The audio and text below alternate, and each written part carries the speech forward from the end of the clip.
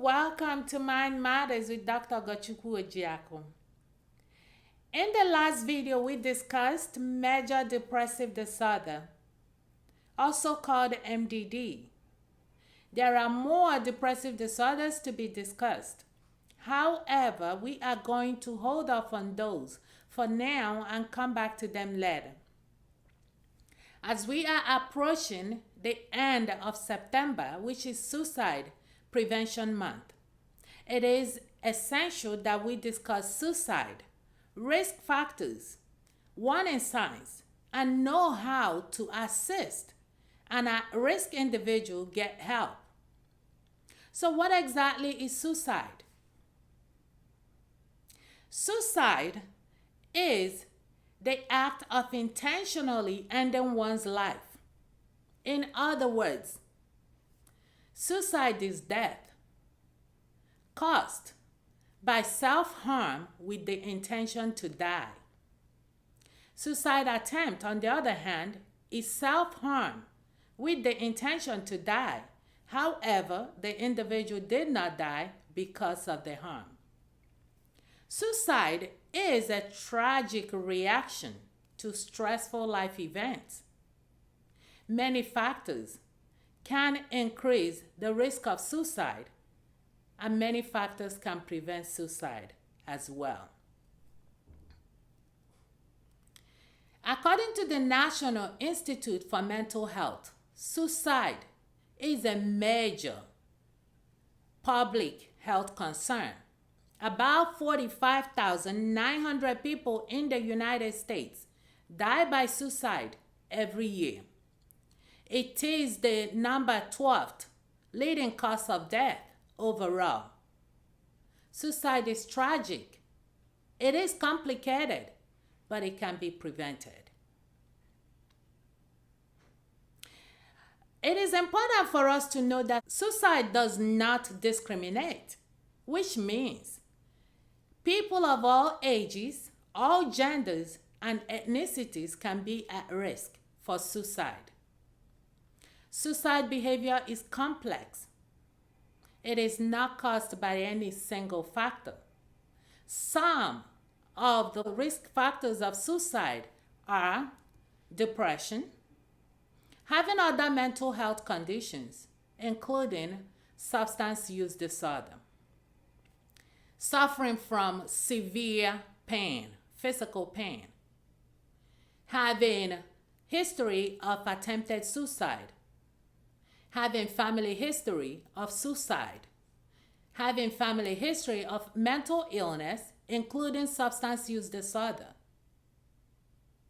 being exposed to violence, including physical and sexual abuse, having firearms in the home, being recently released from prison or from jail, and being directly or indirectly exposed to suicide behavior by friends, peers, or celebrities.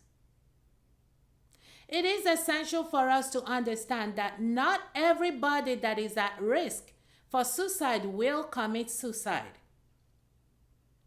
But then it is difficult to know who would act on their suicidal thoughts and who wouldn't. So knowing and understanding the risk factors of suicide is very important.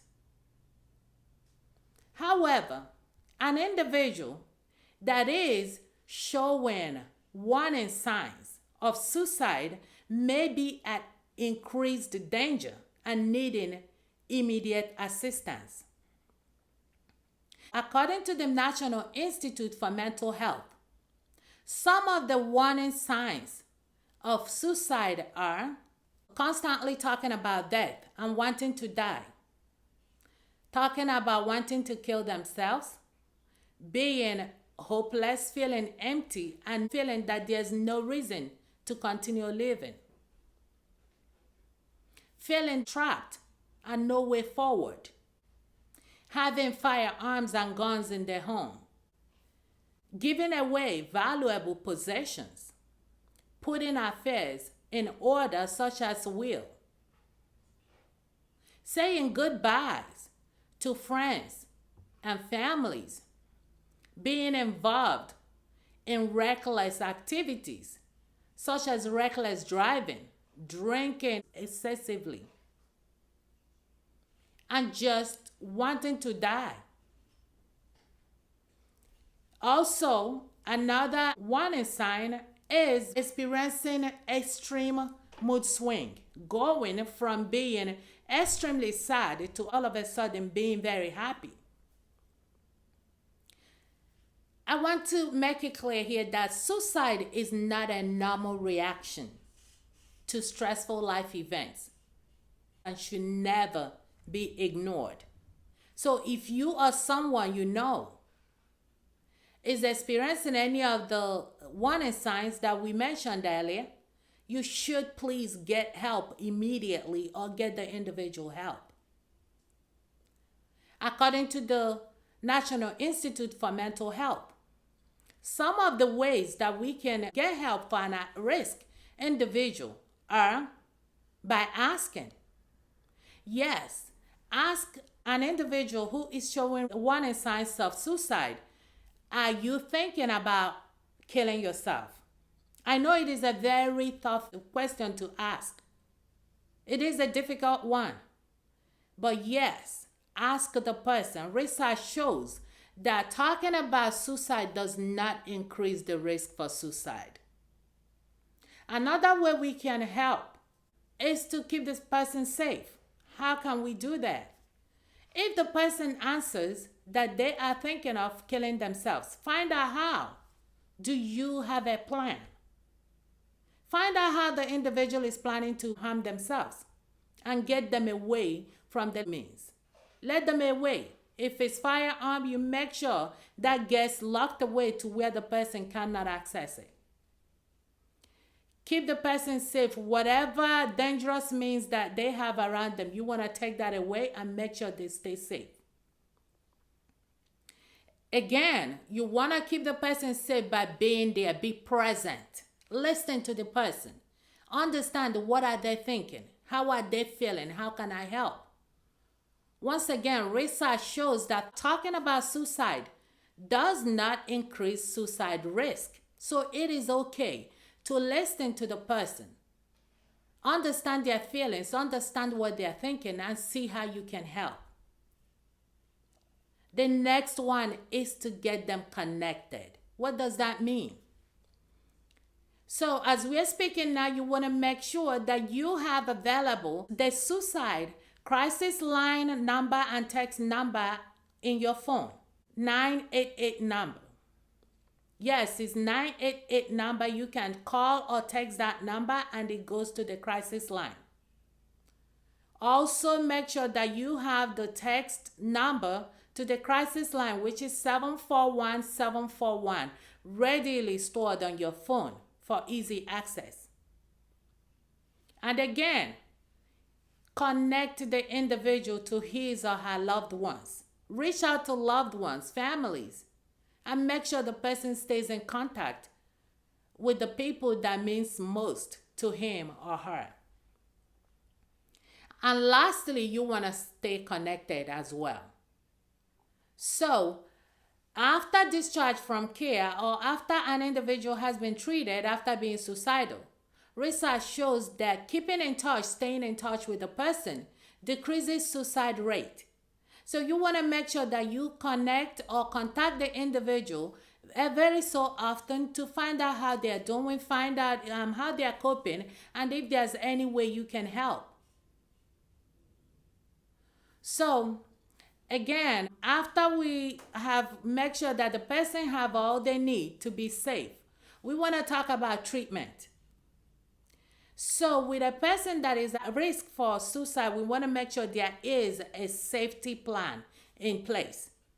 What is safety plan? This is a plan that a mental health professional works on together with the individual to develop, and it has every information that is needed to keep the individual safe. So the safety plan, we have the important crisis line numbers, relatives, friends, good people that the person will need to be in contact with. It will have coping skills. when they start feeling depressed or not feeling really good, they need to have ways to cope, what they can do to stay safe. So we want to make sure that every at-risk individual has a safety plan in place.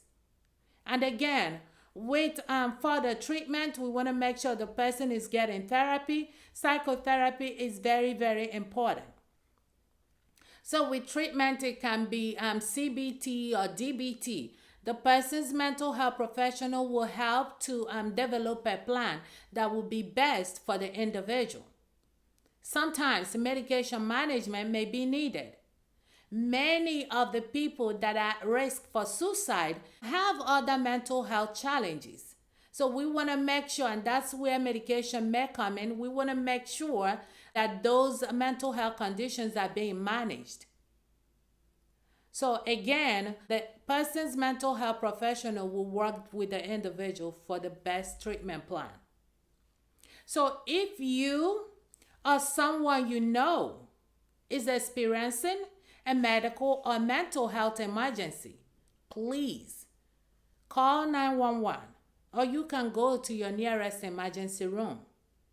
Also, make sure that you have the crisis line number, the 988 number that you can either call or text to reach the crisis line available on your phone, and that you have the 741 text number to the crisis line available on your phone as well. Our email address is located in the description. So please feel free to send us your general questions. We will randomly select questions to be addressed in our future videos. So like, comment, subscribe, and share this video with your friends and your families. Thank you for watching. I am Dr. Ogachukwu Ojiako. Thank you.